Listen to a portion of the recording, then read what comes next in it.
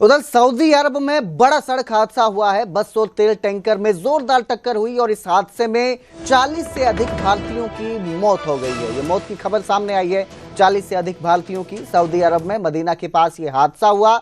मृतकों में 20 महिलाएं और 11 बच्चे शामिल हैं। ये सभी भारत से हज करने गए हुए लोग थे।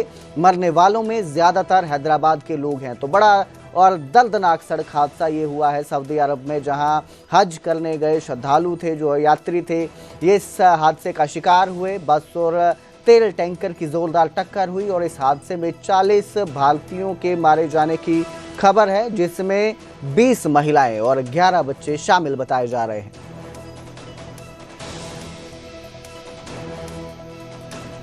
खबर अभी मालूम हुई है कि हैदराबाद के दो ट्रैवल एजेंसी, एक fly zone tours and travels और अल मक्का हज एंड उम्रा के 42 हाजी मक्का से मदीना जा रहे थे बस में, और बस को आग लगने से मालूम हुआ कि सिर्फ एक शख्स की जान बची है। कंफर्म नहीं है, ये बात कह रहे हैं कि पूरों का इंतकाल हो गया।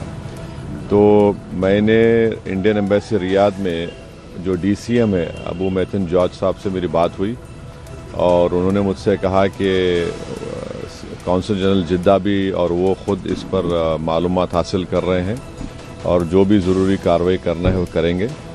और साथ ही साथ मैंने इन तमाम उम्रा पैसेंजर्स के दोनों ट्रैवल एजेंसी से वीज़ा डिटेल्स लेकर कौंसल जनरल ऑफ इंडिया जिद्दा को और DCM इंडियन एम्बेसी रियाद को और साथ ही साथ फॉरेन सेक्रेटरी को मैंने ईमेल किया है। मेरी भारत सरकार से और ख़ास तौर से एक्सटर्नल अफेयर्स मिनिस्टर से जयशंकर साहब से ये रिक्वेस्ट है कि वो इमीडिएटली इस पर देखें, और अगर जिन लोगों की डेथ हुई है उनके परिवार ये चाह रहा है कि उनकी डेड बॉडीज़ जल्द से जल्द इंडिया को लाई जाए, और अगर कोई उसमें ज़ख्मी है तो उनको अच्छी से अच्छी वहाँ पर उनको इलाज हो सके। ये मैं रिक्वेस्ट करता हूँ हमारे एक्सटर्नल अफेयर्स मिनिस्टर से।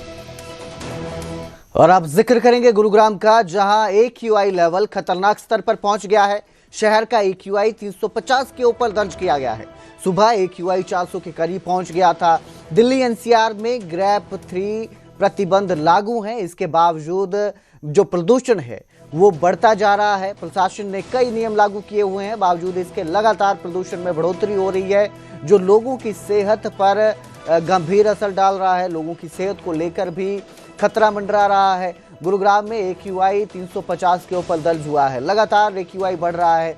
एक तरफ ग्रेप 3 लागू किया गया है दिल्ली NCR में, जिससे उम्मीद जताई जा रही थी कि प्रदूषण जिस रफ्तार से बढ़ रहा है उसे कंट्रोल किया जाएगा, लेकिन बावजूद इसके जो गुरुग्राम है उसका AQI बढ़ता नजर आया है। सुबह के करीब ये 400 के करीब पहुंचा हुआ था AQI, और अब धीरे धीरे 350 के पार है। अभी भी कम तो हुआ है, लेकिन अभी भी AQI 350 के ऊपर दर्ज किया गया है।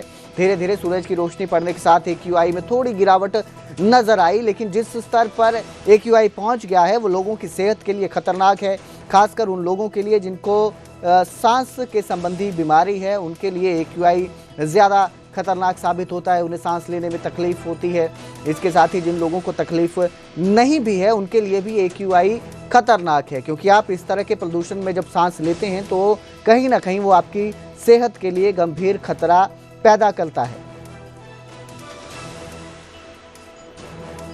इस खबर पर ज्यादा जानकारी के लिए मेरे सहयोगी धर्मवीर शर्मा हमारे साथ जुड़े हैं। जी धर्मवीर, जिस तरह से AQI लगातार बढ़ता जा रहा